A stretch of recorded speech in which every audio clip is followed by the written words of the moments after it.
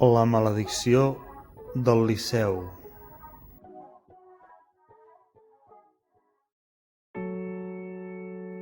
Cap a l'any 1600 ja feia temps que Barcelona havia ampliat la seva muralla per poder fer cabuda al barri del Raval al seu interior.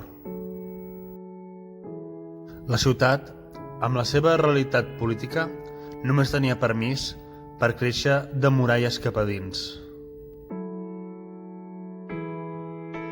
Tota la vida social, obrera o burgesa passava a l'interior de les seves muralles i la catòlica no era cap excepció.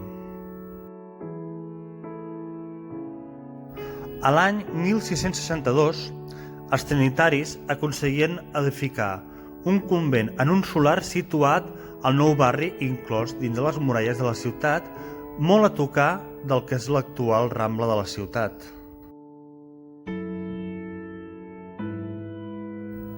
Vora 200 anys, aquell fou un recinte de missa, oració i pregària. Però a principis del segle XIX i amb l'ocupació francesa a Catalunya, el convent fou requisat pels soldats francesos i usat com a magatzem propi. Amb la marxa dels francesos fou un partit polític liberal qui va ocupar el vell convent per reconvertir-lo en la seva seu social fins al 1835, on els trinitaris van tornar a reclamar la propietat del local. Però l'any 1875 la Revolució Carlina arribava a la ciutat de Barcelona.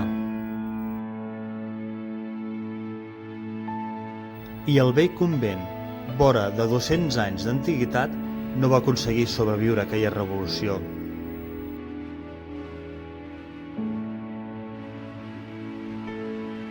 Passada la revolució i en contra de l'opinió dels monjos trinitaris, l'Ajuntament va decidir aixecar un teatre social on fins a aquell moment havia estat el convent.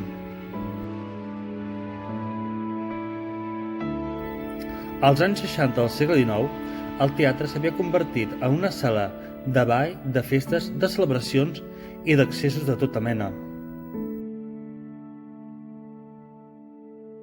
Fins que el dia de Carnestoltes de l'any 1861, un incendi es propagava sense pietat enmig de celebració.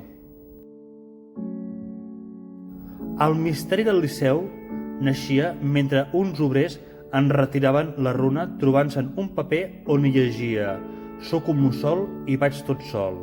Si el torneu a aixecar, el tornaré a cremar».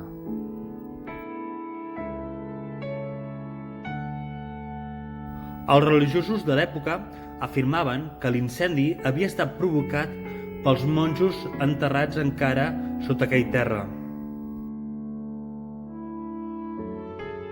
A l'any 1854, a causa d'unes intenses pluges, la falta de clavegueram a la ciutat i el recent ensorrament de les muralles de Barcelona feien que una riuada inundés les obres de reconstrucció del Liceu.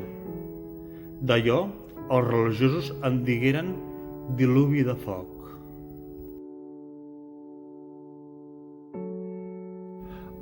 A principis dels anys 90 del segle XIX, el Liceu tornava a obrir les portes, però aquest cop, lluny de ser la típica sala de festes, el local va estar destinat a la burgesia de la ciutat. Però aquest nou tret del Liceu destinat a la burgesia catalana va treure l'atenció d'un anarquista anomenat Santiago Salvador, llançant una bomba a mitja actuació i provocant així fins a 22 morts. Però la vida segueix i van tornar a reconstruir el Liceu de la ciutat de Barcelona. Fins que l'any 1994, una guspira a unes obres ho va tornar a cremar tot. Però els catalans som un poble tossut i van tornar a reconstruir el teatre ignorant la seva maledicció. Soc un mussol i vaig tot sol. Si el torneu a aixecar, el tornaré a cremar.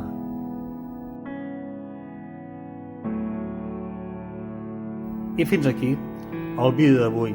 Si t'ha agradat, sisplau, regala'm un polze cap amunt, deixa un comentari a la caixa de comentaris i subscriu-te al meu canal. I deixeu-me recomanar-vos la meva primera novel·la, 13, la primera part de La llegenda de l'insurgent. És un thriller català, és un thriller barceloní, és un thriller nostrat.